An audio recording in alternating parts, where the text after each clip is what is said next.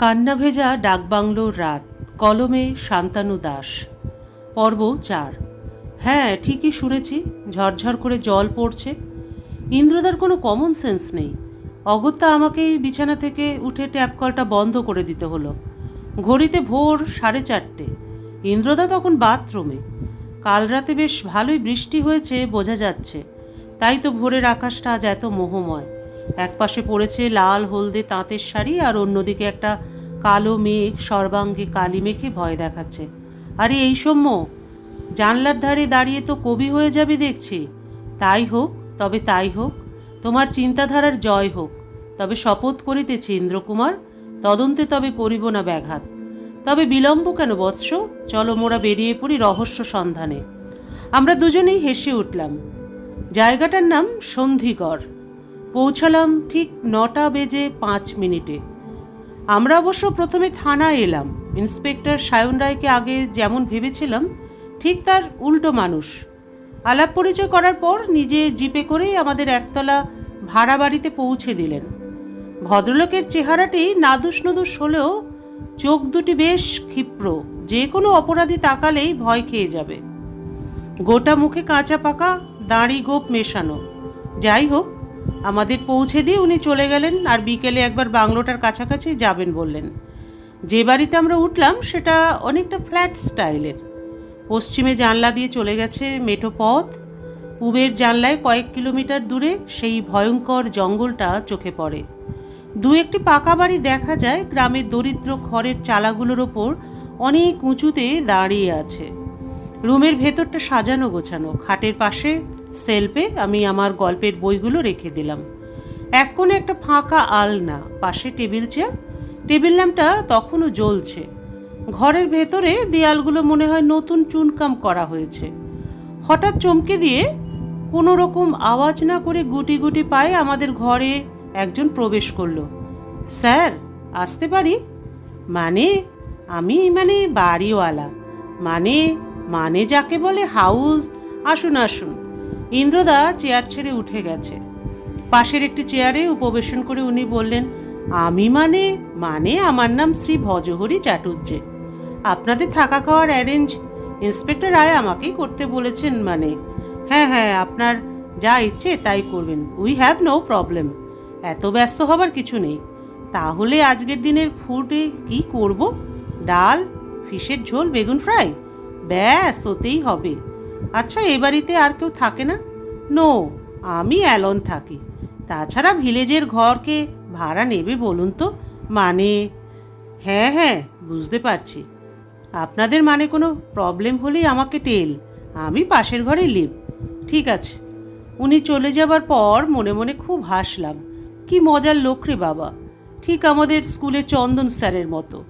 খাওয়া দাওয়াটা যা ভেবেছিলাম তার চেয়েও বেশি রাজকীয় হলো। খুব কমই খেয়েছি। বিকেল পেরিয়ে সন্ধে হয়ে এলো।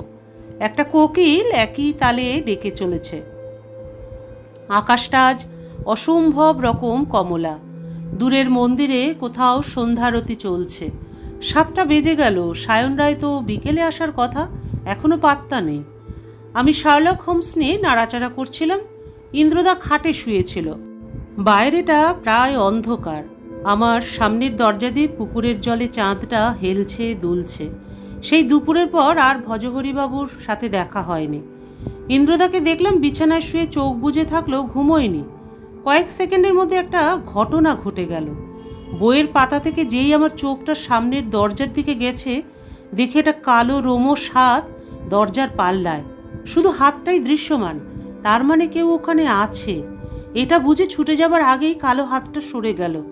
বাইরে অন্ধকারের মধ্যে একটা গুলির শব্দ। ইন্দ্রদাও এক ঝাঁপে বিছানা থেকে নেমে আমার পেছনে ছুটে এলো। দুজনেই বাইরে এলাম। এসে দেখি ইন্সপেক্টর সায়ন রায় রিভলভার হাতে দাঁড়িয়ে।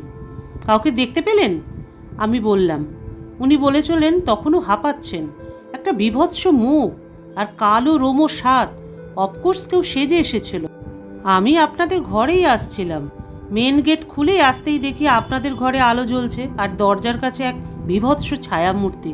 প্রথমটা হকচকিয়ে গেলাম, গুলি চালাতেও পারছি না, আর কে বলে চিৎকার করতেও পারছি না। শেষ পর্যন্ত গতিক ভালো না বুঝে গুলি চালালাম।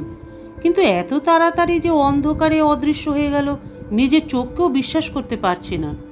হঠাৎ ভজহরিবাবু ছুটতে ছুটতে এলেন। কি হলো? গুলির সাউন্ড কেন? আমি ব্যাপারটা আলাদা করে ওনাকে বোঝালাম। ইন্দ্রদা এবার মুখ খুলল। আচ্ছা, আপনি তো মেন গেট খুলে আসছিলেন, তাহলে যেই আসুক না কেন মেন গেট দিয়ে যেতে পারবে না।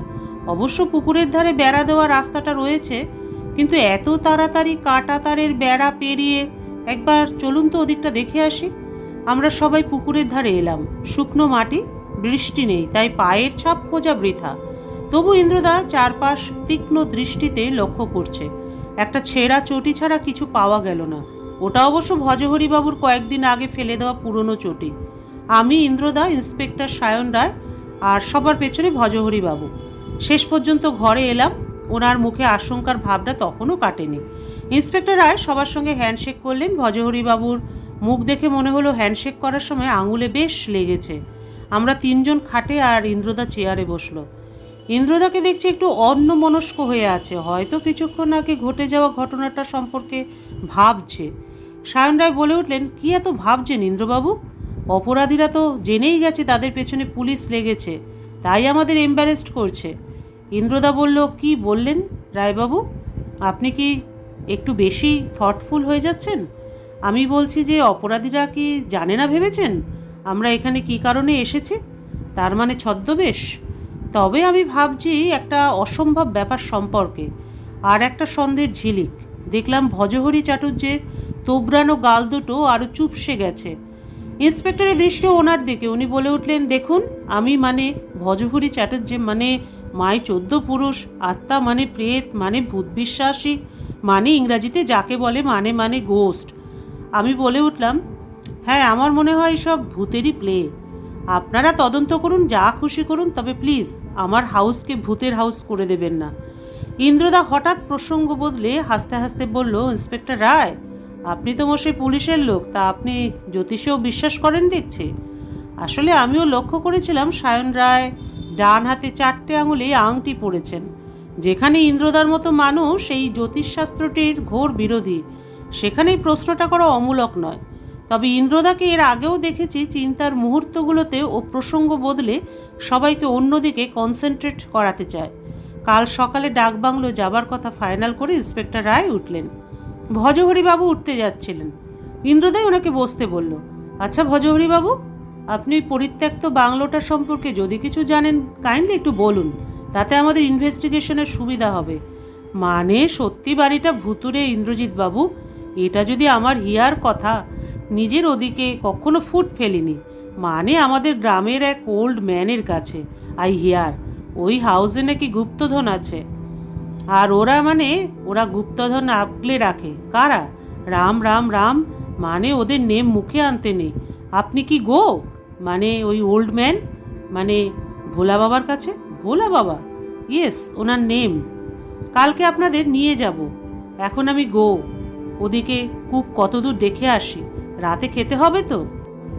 গল্পটির পরবর্তী অংশ আগামী ভিডিওতে।